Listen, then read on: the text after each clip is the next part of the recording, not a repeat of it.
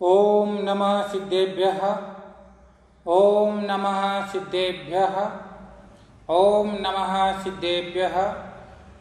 शांतिनाथ भगवान के चरणों में नमन।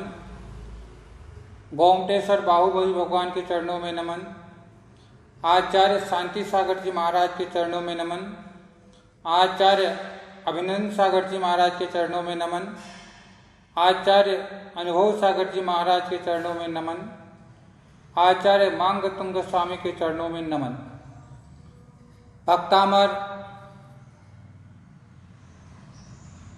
शिक्षण शिविर चल रहा है।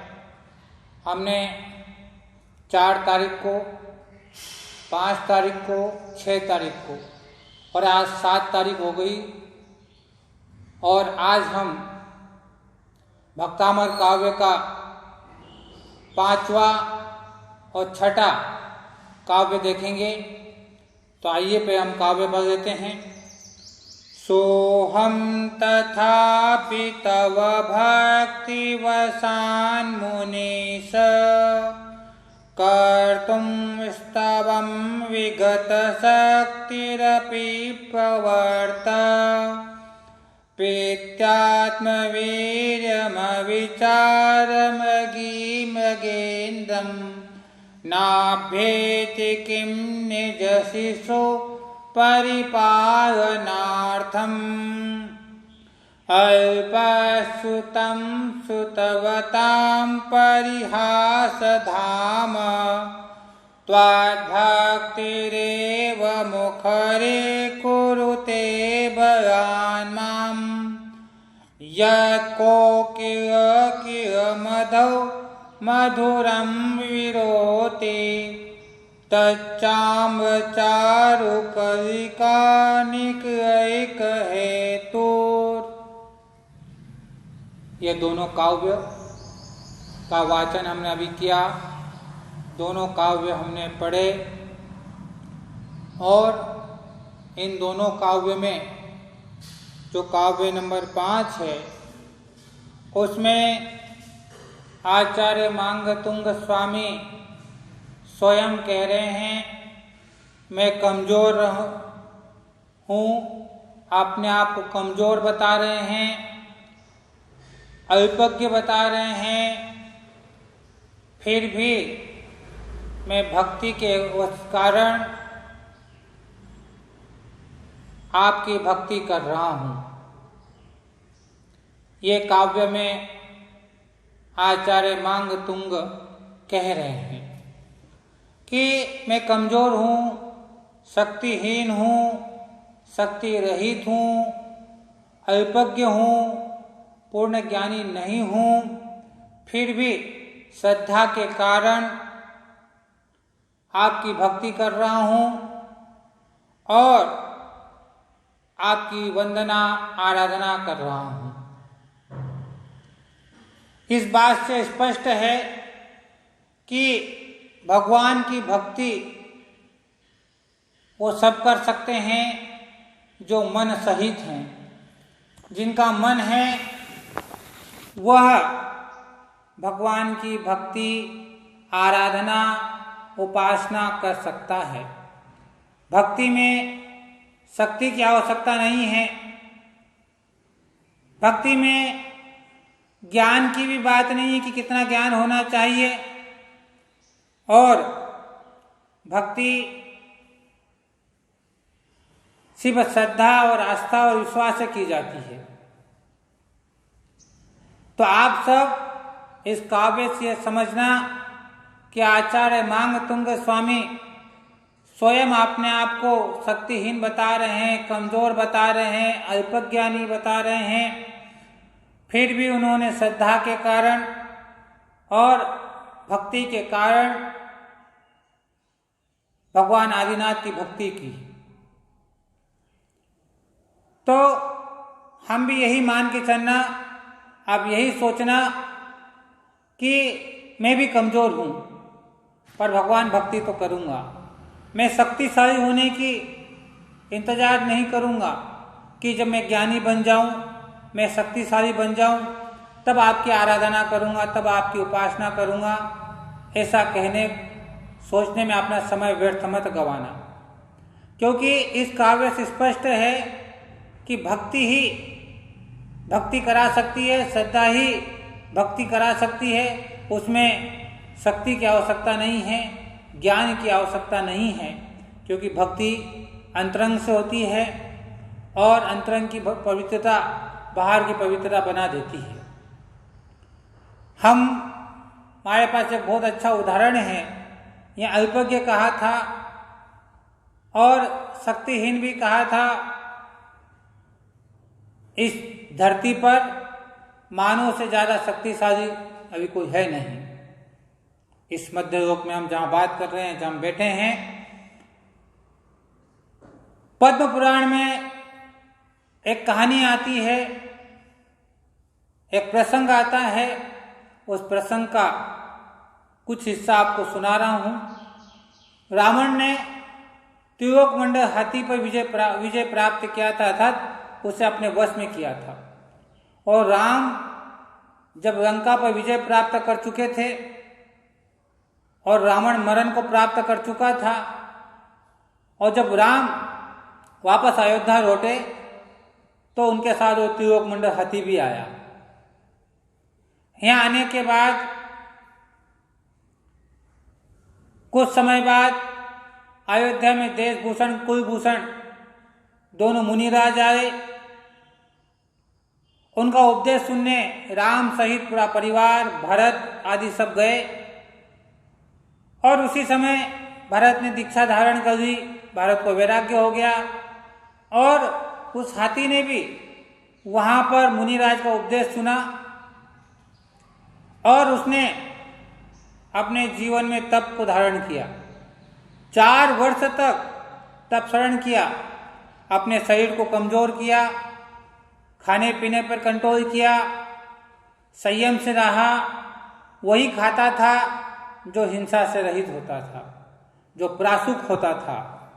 4 वर्ष तक उस हाथी ने तप शरण किया और समाधि मरण पूर्वक मरण किया और स्वर्ग में देव हुआ। तो आप सोचना, वो तिर्यंज में कोई मनुष्य से ज्यादा ज्ञान नहीं था, वो अल्पज्ञ था, पर उसने भगवान की भक्ति की, आराधना की, उपासना की। और शक्ति भी नहीं थी इतनी, क्योंकि रावण ने उस पर विजय प्राप्त की थी। तो एक उदाहरण हमारे पास ये आता है, हमें समझना चाहिए। और वही आदिनाथ भगवान के हम जिनकी चर्चा कर रहे हैं, जिस स्तोत्र की हम बात कर रहे हैं, भक्तामय स्तोत्र, शेर की पर्याय में 2 चारण निधिधारी मुनि के उपदेश से वो शेर महावीर बना। उसने सम्यक्त्व को प्राप्त किया, उसने भी समाधि पूर्वक मरण किया, त्याग के पूर्वक मरण किया। ऐसे कई उदाहरण हमारे पास आगम में मिल जाते हैं। अल्पज्ञ की बात करें तो एक कथा आती है, एक मुनिराज थे, उन्हें नमोकार मंत्र का जाप आता था, वो भी उन्हें बरोबर नहीं आता था, फिर भी वो नमोकार मंत्र की जाप करते करते मोक्ष को प्राप्त कर गए। ऐसी कई कथाएं हमारे अंदर आती हैं, हमारे शास्त्रों में, जो हमें इस बात को सिद्ध करती है कि भक्ति में न शक्ति की आवश्यकता है, न ज्ञान की आवश्यकता है। जितना ज्ञान है उतने ही ज्ञान में हम भक्ति कर सकते हैं, उतने ही ज्ञान में हम आराधना कर सकते हैं, उतने ही ज्ञान से हम पुण्य का अर्जन भी कर सकते हैं जितना होना है। और शक्ति नहीं होने पर भी हम भक्ति कर सकते हैं, क्योंकि जब आचार्य मांग तुंगा अपने आप को ऐसा कह रहे हैं, तो फिर हमें भी ये बात विचारनी है और हमें सोचना चाहिए। और भक्ति के वशीभूत होकर के नाग आहार बन गया। सोमा सुंदरी की सास की कथा हमारे पास आती है कि उस सास ने द्वेष के कारण घड़े में नाग को रखा और अपनी बहू को कहा कि इसमें बहुत सुंदर गधे का आहार है, उसने हाथ डाला तो वास्तव में उसमें से गले का हार निकला, तो सर्प की जगह वो आहार बन गया गले का। तो आप सोचना कि ये भक्ति का ही फल है। इसे जिनेंद्र की भक्ति में शक्ति की आवश्यकता नहीं है, ऐसा आचार्य उमा स्वामी खुद कह रहे कि मैं शक्तिहीन हूँ, अल्पज्ञ हूँ। तो हमें भी अपने आप को ऐसा मानना चाहिए। हम जो भक्ति करेंगे उस भक्ति से पुण्य का संचय होगा। देव पूजा, गुरुपास्ति, स्वाध्याय, संयम, तप, त्याग या दान, ये श्रावक के हैं, मुनि के अपने पुण्य के साधन हैं। और इनके माध्यम से जो हमारे अंदर भक्ति के माध्यम से जो पुण्य का संचय होगा, वो पुण्य का संचय हमारे अंदर पाप कर्म का नाश करेगा, पुण्य की प्राप्ति कराएगा। और जब पुण्य की प्राप्ति होती है तो पाप का नाश होता है और पुण्य की प्राप्ति में हमारे सारे साधन हमें मिल जाते हैं, सारी सुख संपदा हमें प्राप्त हो जाती हैं। और ये पुण्य ही हमें एक दिन परमात्मा बना देता है। पुण्य का संचय होता है, संपूर्ण पुण्य का संचय हम कर लेते हैं, फिर मुनिराज बन करके आत्म साधना करके पुण्य प्रकृतियों का भी नाश करते और हम परमात्मा बन जाते हैं। तो इस समय में भक्ति के अलावा और कोई साधन नहीं है हमारे पास। और उस भक्ति में अब अपने आप को मानना कि भाई मैं कमजोर हूँ तो भक्ति करूँगा। इंतजार मत करना कि जब शक्ति आ जाएगी तब भक्ति करूँगा, नहीं तो हमारे पास में कुछ भी नहीं बचेगा। फिर आचार्य कहते हैं कि भक्ति में अहंकार नहीं होना चाहिए। जो भक्ति में अहंकार होता है वह पुण्य का काम नहीं करता है, पुण्य का संचय नहीं करता है।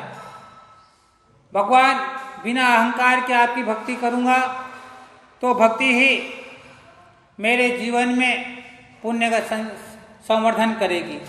ये बात यहाँ पर कही गई है, ऐसा हमें चिंतन करना चाहिए, मनन करना चाहिए। रावण का उदाहरण हमारे पास में है। रावण ने भक्ति की, जब तक बिना अहंकार की भक्ति की तो उसने कई विद्याओं को साधा, कई विद्याएं उसने प्राप्त की और जिनेंद्र की आराधना करता रहा। पर जब उसको अहंकार आ गया तो अहंकार में वो शक्तियां भी उसकी काम नहीं आई और अहंकार के कारण और मृत्यु को भी प्राप्त हो गया। आचार्य समंदरभद्र स्वामी हमारे पास में हैं।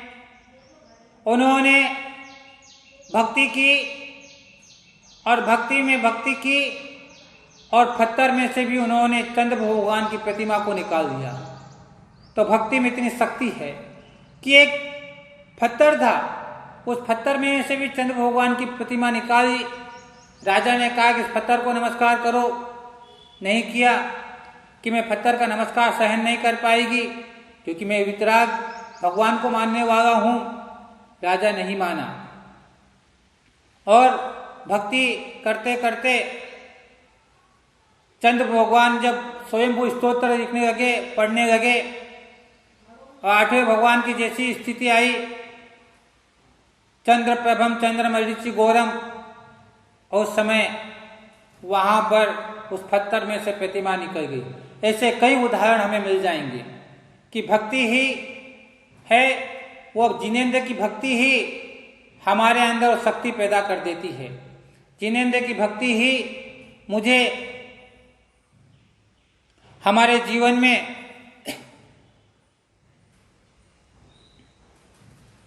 ताकत पैदा कर देती है, शक्ति पैदा कर देती है। क्योंकि हम जानते हैं कि जिनेंद्र की भक्ति में इतना दम है, इतनी साहस है, और वही हम इतने उदाहरणों के माध्यम से समझ रहे थे। छठे काव्य की हम बात करें तो वहां पर आचार्य कहना चाह रहे हैं मांगतुंग स्वामी कि मुझे शब्दों का ज्ञान नहीं है और मेरी आवाज भी अच्छी नहीं है, मेरे सुर भी अच्छे नहीं होंगे, मेरी शब्दों में भी ज्ञान नहीं होगा, शब्दों में ना व्याकरण होगी, व्याकरण की गलती हो सकती है, मात्राओं की गलती हो सकती है, मेरे को नहीं आता होगा, मेरी आवाज भी मधुर नहीं है, फिर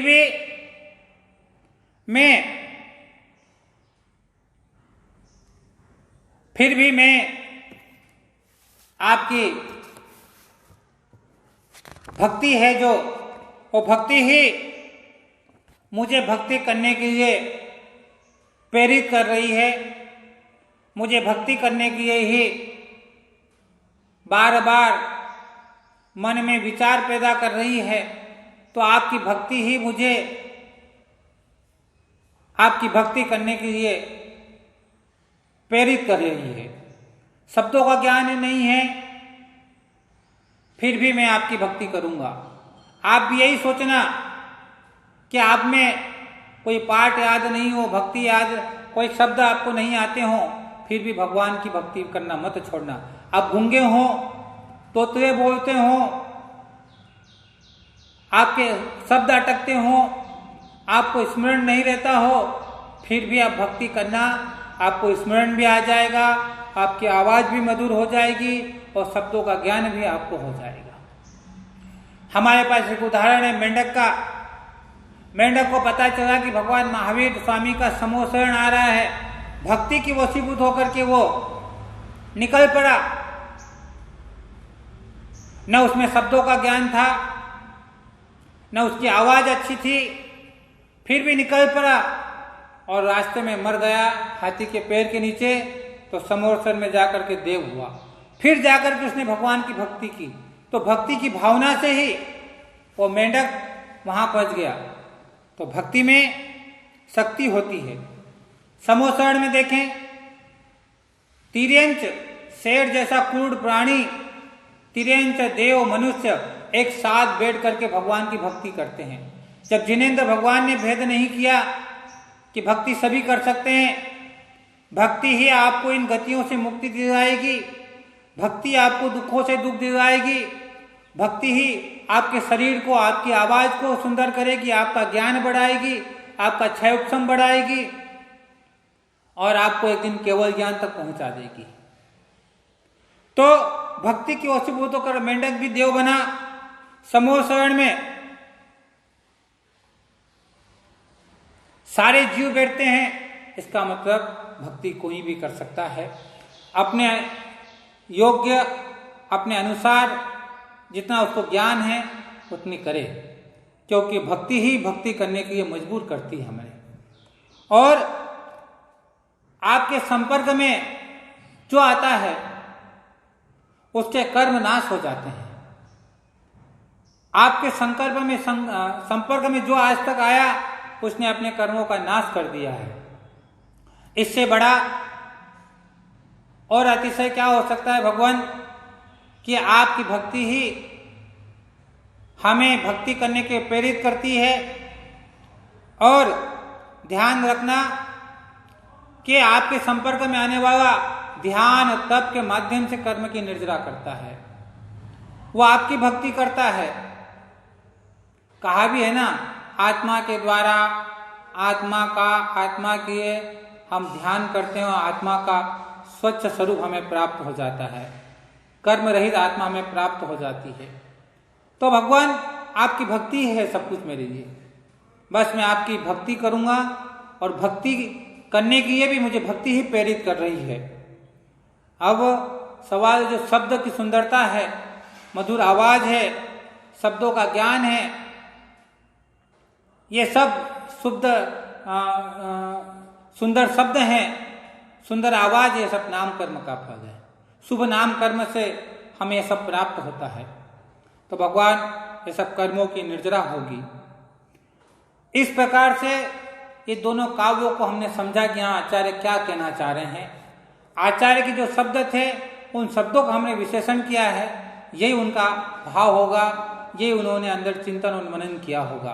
क्योंकि मात्र सिर्फ काव्य की रचना से नहीं, उस काव्य की रचना के समय जो भाव निर्मल थे, जो गुणों का उन्होंने चिंतन किया था, उनसे उनके कर्म की निर्जरा हुई थी। आप भी ध्यान रखना, आप जब पाठ पढ़ते हो तो पाठ पढ़ने के साथ जो आपके अंदर चिंतन आता है, मनन आता है, वही आपकी कर्म की निर्जरा करता है।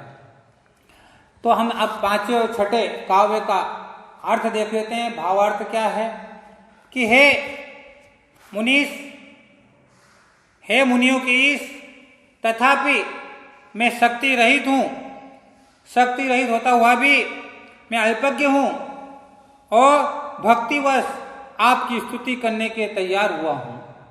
भक्ति की वशीभूत होकर के आपकी स्तुति करने के तैयार हूँ। जैसे हिरनी अपनी शक्ति का बिना विचार किए ही हिरनी अपनी शक्ति का बिना विचार किए ही वह शेर से लड़ने को तैयार हो जाती है, क्योंकि शेर ने हिरनी के बच्चे को पकड़ लिया है। वो अपने बच्चे को छुड़वाने के लिए वो अपनी शक्ति का विचार किए बिना ही सिंह से लड़ने को तैयार हो जाती है। तो यही तात्पर्य है कि बच्चे के प्रति जो प्रेम है वह शक्ति, उसमें शक्ति भूल जाती है कि मेरे में शक्ति नहीं है, फिर भी वो शेर से लड़ने को तैयार होती है। ऐसा ही हम यहाँ आचार्य कह रहे हैं कि आप में शक्ति नहीं है, ज्ञान नहीं है, फिर भी भक्ति की वशीभूत होकर के मैं आपकी स्तुति करूँगा, यह हमें संकल्प करना चाहिए। काव्य नंबर 6 में कहा गया है कि मैं विद्वानों के द्वारा हास्य का पात्र बनूंगा, मैं अल्पज्ञानी हूँ और आपकी भक्ति ही बोलने के लिए मुझे विवश कर रही है, मुझे प्रेरित कर रही है कि आप भक्ति करो, आपकी भक्ति मुझे विवश कर रही है। बसंत ऋतु में जैसे आम की मंजरी ही कोयल को मीठा बोलने में निमित्त होती है। कोयल जब मीठा बोलती है तो बसंत ऋतु में उसमें जो कारण होता है आम की मंजरी होती है, वो आम की मंजरी के देख करके ही कोयल मीठा बोलना प्रारंभ कर देती है। ऐसा यहाँ पर आचार्यों ने कहा है। दोनों अर्थ हुए हैं और इनका हमने काव्य का विशेष अर्थ भी समझा और जाना कि इस काव्य का भाव क्या है। अब इन दोनों काव्यों की एक कहानी है, एक एक कहानी दोनों की है, और वो कहानी है कि एक लकड़ी के खिलौने बनाने वाला बढ़ई था और उसी नगर में एक सोम कांति नाम का पुत्र था।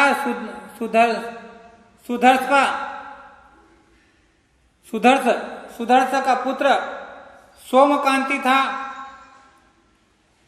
वहां पर बच्चे गुल्ली डंडे खेल रहे थे और सुकांत का भी मन हुआ, सोमकांत है ना, क्या नाम है, सोमकांत का मन भी हुआ कि मैं भी गुल्ली डंडे खेलूं।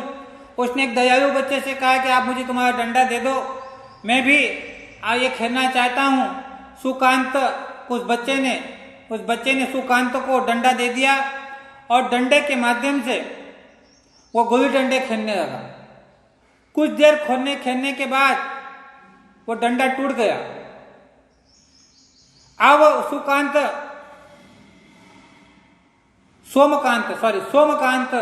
को बड़ा हुआ कि इसका डंडा टूट गया है, मैं क्या करूं। उसने बच्चे से पूछा कि डंडा कहां से लाए। उसने कहा कि मुझे बढ़ई के यहां से लाया हूं। उस बढ़ई के यहां गया, उस कारीगर के यहां गया और उसे डंडा बनाने को कहा। उसने डंडा बनाने को कह दिया और डंडा जब अगले दिन बन गया तो सोमकांत वो डंडा लेने गया। उस बढ़ई ने 2 डंडे दिए कि एक डंडा तुम्हारा और दूसरा डंडा जिससे तुमने लिया था उसे दे देना। उस बढ़ई ने उसके हाथ में किताब देखी कि क्या है, तो उस व्यक्ति ने सोमकांति ने कहा कि यह जैन धर्म का भक्तामय स्तोत्र की किताब है और इस किताब में इसका महात्म्य सब लिखा हुआ है। उस सोमकांति ने वो पढ़ाया और उसे वो 5वां काव्य याद रह गया। 5वें काव्य का जाप ये रहा। उसने कहा कि ये मुझे लिख दो। उसने वो 5वां काव्य लिख करके दे दिया। वो बढ़ई गरीब था, वो साधना करने चला गया, वो जाप की आराधना करने चला गया और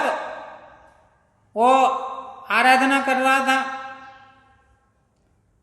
और आराधना करते करते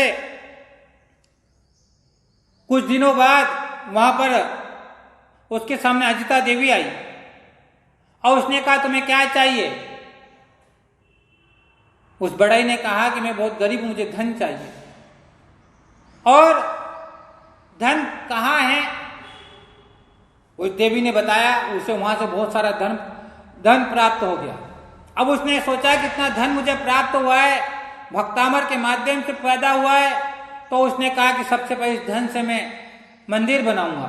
उसने एक बहुत बड़ा मंदिर बनाया और उस मंदिर में भगवान आदिनाथ की अन्य प्रतिमाएं उसने विराजमान करी और उस मंदिर में ही एक काव्य, 5वां काव्य भी उसने लिख दिया। तो आपने देखा कि इस भक्तामर के माध्यम से उसे संप्रदा प्राप्त हो गई। संप्रदाय के अलावा भी और भी चीजें प्राप्त हो सकती हैं, कर्म की निर्जना तक हो सकती है। इस कहानी का माध्यम यही था। अब काव्य नंबर 6 की कहानी, उसमें एक कहानी आती है। एक राजा था हेमवान, उसके 2 बेटे थे, भूपाल और भुजपाल। बड़ा बेटा भूपाल था, छोटा बेटा भुजपाल था। उन्होंने 12 वर्ष तक सूतधर गुरु के पास उन्हें दोनों को पढ़ने को रख दिया। 12 वर्ष के पढ़ने तक भुजपाल जो छोटा बेटा था उसे तो बहुत ज्ञान हो गया, पर भूपाल मंद बुद्धि था। उसके दिमाग में तो जैसे गोबर भरा हुआ था, उसे कुछ भी याद नहीं हुआ।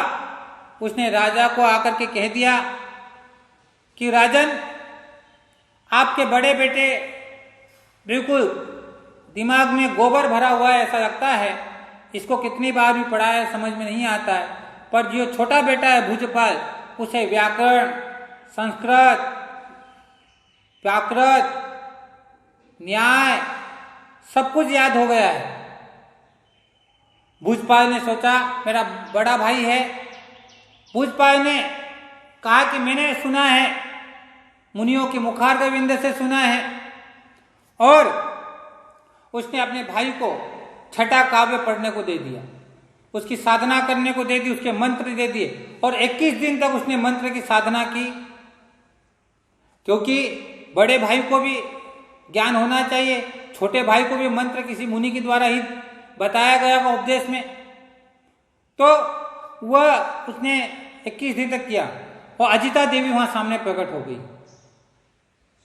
और अजिता देवी के प्रकट होने के बाद उसे कहा कि आपको संपूर्ण ज्ञान हो जाएगा।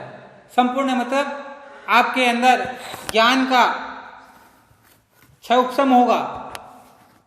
और वहां पर उसे उसी समय ज्ञान हो गया। जो बड़े छोटे बेटे को ज्ञान था वही ज्ञान इन्हें भी हो गया और उसकी बुद्धि तीव्र हो गई, तीक्ष्ण हो गई। उसे सब याद रहने लगा, उसको स्मरण में रहने लगा और बड़े बड़े शास्त्र पढ़ने लगा। तो देखा कि 6ठे काव्य के माध्यम से कैसे ज्ञान का उपार्जन उन्होंने किया। अब हम के शब्दार्थ देख लेते हैं। मुनीश, हे मुनियों के ईश, तथापि तो भी सहम અને मैं विगत शक्ति અને शक्ति रहित अप्यने भी त्व અને तुम्हारी स्तवनम स्तुति करतु અને करने के लिए भक्ति वशात, भक्ति के वश से प्रवर्त हुआ हूं। मृग અને हिरणी आत्मवीर्यम, अपनी शक्ति को अविचार्यम, बिना विचार के, प्रीत्या અને प्रीति की वशीभूत होकर के, प्रेम की वशीभूत होकर के, निज शिशु, अपने शिशु को परिपालनार्थम, बचाने के लिए, कि मैंने क्या, मृगेंद्रम, सिंह के सम्मुख, न अभ्यंती, नहीं जाती, अर्थात अवश्य जाती है। एक काव्य 5 का वो हुआ। अब हम देखते हैं काव्य 6 का शब्दार्थ। अल्पश्रुतम, मैं अल्प ज्ञानी हूं, अल्प शास्त्रों का ज्ञाता हूं। श्रुतोता, बहुत शास्त्रों के ज्ञाता पुरुषों और विद्वानों के परिहासम, हास्य का पात्र होता है। फिर भी तो भक्ति आपकी भक्ति एवं ही मां मने मुझे बलात् अने बलपूर्वक मुखरी कुरुते अने वाचार कर रही है, प्रेरित कर रही है। जैसे कोकिल अने कोयल की अने निश्चय से मधु अने बसंत ऋतु में यत अने जो मधुर अने मधुर विरोती अने शब्द बोलती है, तत् अने च उसमें आम्र की चारु कली का सुंदर मंजरी का निकलई के हेतु समुदाय ही एकमात्र कारण होता है। इस प्रकार से हमने इनका भाव अर्थ देखा। अब इनका हम जाप देख लेते हैं। पहले काव्य का जाप है ओम ह्रीं श्रीं क्लीं क्रों सर्व संकट निवारेभ्यो सुपार्श्व यक्षेभ्यो नमो नमः। ओम ह्रीं श्रीं क्लीं क्रों सर्व संकट निवारेभ्यो सुपार्श्वेभ्यो नमो नमः। एक बार फिर से सुन लीजिएगा। ओम ह्रीं श्रीं क्लीं क्रों सर्व संकट निवारेभ्यो सुपार्श्वेभ्यो नमो नमः। इसको जाप को प्रिय कपड़े, प्रिय माला, प्रिय आसन पर बैठ करके पूर्व दिशा की ओर मुख करके करना चाहिए। वही दीपक लगा करके त्याग के साथ कोई भी जाप करते हैं, कोई भी पाठ करते हैं या कोई साधना करते हैं या कोई ग्रंथ का स्वाध्याय करते हैं तो त्याग के साथ ही काम करना चाहिए। तो हमें कोई न कोई त्याग अवश्य करना चाहिए। इनको करते वक्त जो आपको अच्छा प्रिय हो वो हमको त्याग करना चाहिए। अब इसका जो रिद्धि मंत्र है वह है ओम ह्रीं अरहम नमो अनंतो ही जिणाणम झोम झोम नमः। अब काव्य नंबर 6 का जाप ओम ह्रीं श्रां श्रीं श्रूं स्रः हम स यह य ठ ठ सरस्वती भगवती विद्या प्रसादम कुरु कुरु स्वाहा। ओम ह्रीं श्रां श्रीं श्रूं स हम स यह य ठ ठ सरस्वती भगवती विद्या प्रसादम कुरु कुरु स्वाहा। ये जाप भी हमें करना चाहिए। और इसका रिद्धि मंत्र है ओम ह्रीं अरहम नमो कोट्ठ बुद्धिणम झोम झोम नमः।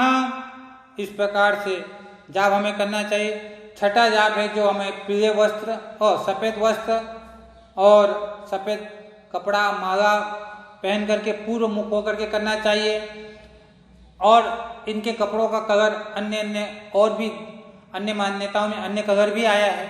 अगर आपको वो पढ़ने को मिलता है तो आप वो भी ग्रहण कर सकते हैं, पहन सकते हैं। पर हमें ये लगता है कि सफ़ेद इसमें ठीक है और पूर्व दिशा ठीक है। तो ये हमने यहाँ पर ये जाप कहा। पर ध्यान रखना जो 5वां काव्य था वो धन प्राप्ति और नेत्र रोग निवारण करने के लिए है और छठा काव्य विद्या प्राप्ति करने के योग्य है। जब विद्या की प्राप्ति करना हो तो छठा काव्य धन और नेत्र रोग, धन की प्राप्ति और नेत्र रोग को ठीक करने के लिए 5वां काव्य हमें करना चाहिए। मैं पहले भी कह चुका हूँ कि इन मंत्रों का जाप, इनकी विधि कैसे करना, कैसे कपड़े पहनकर करना, ये बिना गुरु के पास, बिना गुरु के दिए नहीं करना चाहिए। क्योंकि हम किताबों में पढ़ते हैं, अन्य पढ़ते हैं, कभी प्रिंट मिस्टेक भी हो सकती है ना, मान्यताएं बदल सकती है। तो हमें गुरु के बिना, और आपको पता है तो पहले गुरु को बता दें कि हम ये कर रहे हैं सही है कि गलत है। फिर गुरु से आशीर्वाद लेकर के त्याग के साथ, संयम के साथ, नियम के साथ कितने दिन में इतने जाप मैं करूँगा, उसके बाद ये जाप हमें प्रारंभ करना चाहिए। बिना गुरु के ये जाप का फल हमें प्राप्त नहीं होता है। क्योंकि देखो, क्योंकि गुरु ही हमें सही मार्ग दिखा सकता है जाप मंत्र तंत्र का, और उन्हीं से हमें पूछ करके करना चाहिए। ओम नमः सिद्धे।